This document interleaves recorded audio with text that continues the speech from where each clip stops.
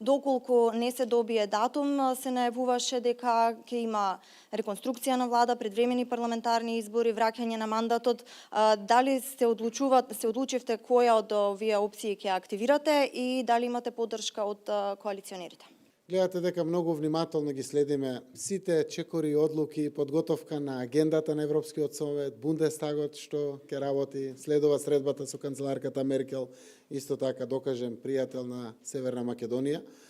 Во зависност од одлуките и како тоа европските земји, Европскиот совет ќе ги постават своите работи, почнувајќи сега еве денеска ова е сериозно охрабрување на една земја членка, поприлично влијателна во Европската унија, посебно во новите констелации на политичкиот дел и поставеноста на Алде груп внатре, но и Германија преку пораката која што ќе ја добиеме од канцеларката Меркел и јасното соопштување на кои се известните чекори кои што ќе дојдат, така ќе ги носиме одлуките дома.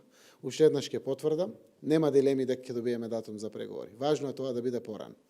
Важно е да знае Европската унија дека Европа е за нас атрактивна заради тоа што секогаш и покажала мудрост да ги прави реформите внатре, но и да го држи процесот отворен за привлекување на новите земји кандидати за членство во Европската унија и верувам дека тоа ќе се случи. Оваа мотивација за нас е важна, power of attraction на Европската унија према нас е многу важно за да продолжиме во тој правец.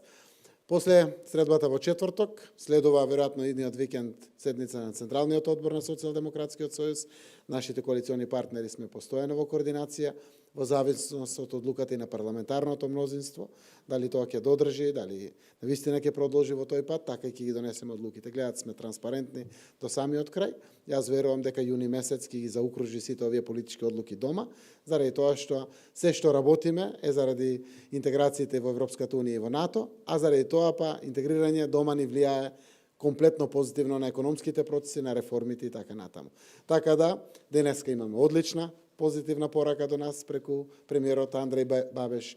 Во четврток очекувам позитивна порака од канцеларката Меркел со прецизни агенди, детали образложени внатре, заради тоа што сите земји немат никаква дилема, ниту било каков аргумент против за добивање на датумот за Северна Македонија, за почеток на преговори со Европската унија, така да само треба да ги знаеме точно која ќе бидат конкретните одлуки донесени.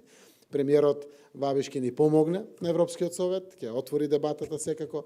Верувам дека романското претседателство ќе не стави на дневен ред заедно со претседателот Туск, заради тоа што дури и Бундестагот минатата година усвои извештај на Европската унија, меѓу кој беше и за Северна Македонија. Секоја порака за нас позитивна е мотивирачка да продолжиме понатаму.